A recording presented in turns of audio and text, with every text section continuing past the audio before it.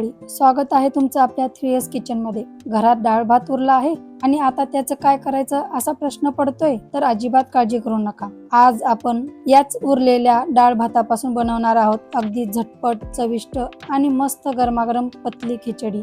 ही खिचडी इतकी सोपी आहे की काही मिनिटातच तयार होते आणि चव मात्र एकदम भन्नाट लागते।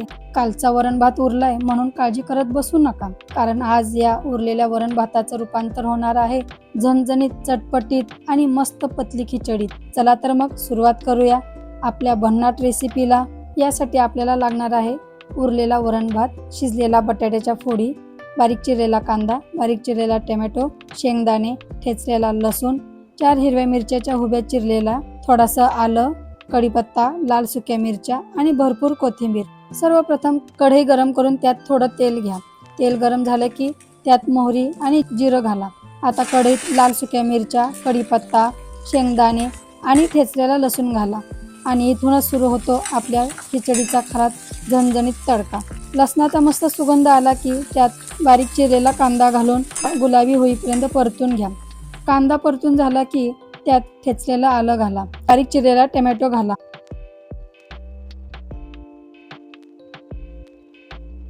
टोमॅटो थोडे मऊ झाले की त्यात बटाट्याचे तुकडे घाला।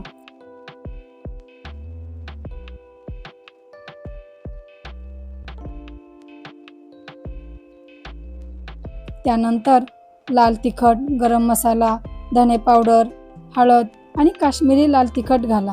छान सुगंध आला की त्यात उभ्या चिरलेल्या हिरव्या मिरच्या घाला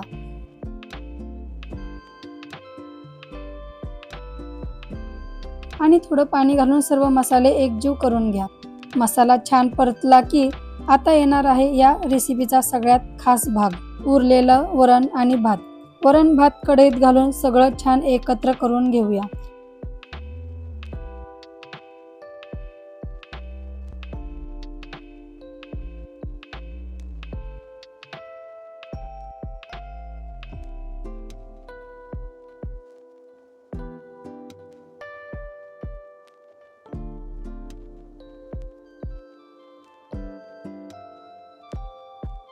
सगळं व्यवस्थित मिक्स करून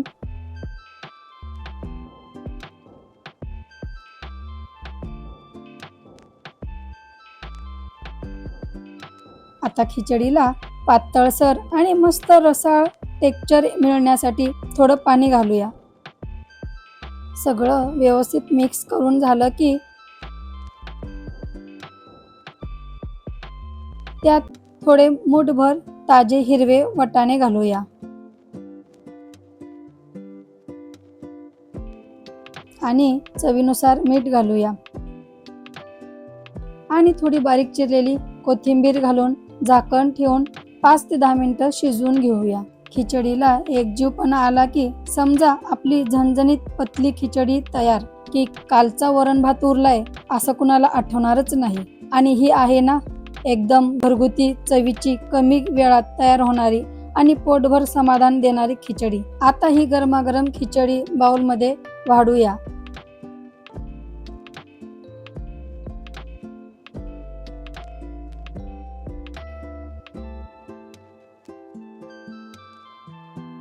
वरून थोडी कोथिंबीर, बाजूला कुरकुरीत पापड, कांदा, टोमॅटो, लिंबू, लोणचं आणि शेवटी वरून तेल घातलं तर आहा, एक घास घेतल्यावर जाणवेल उरलेला वरण भात होता कुठे आणि ही झणझणीत खिचडी झाली कधी।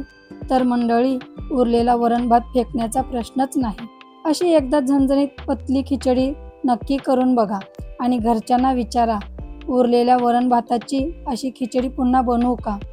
रेसिपी आवडली असेल तर व्हिडिओला लाईक करा, शेअर करा, कमेंट नक्की करा आणि अशाच भन्नाट सोप्या आणि घरगुती रेसिपीसाठी आपल्या 3S किचन चॅनलला सबस्क्राईब करायला विसरू नका।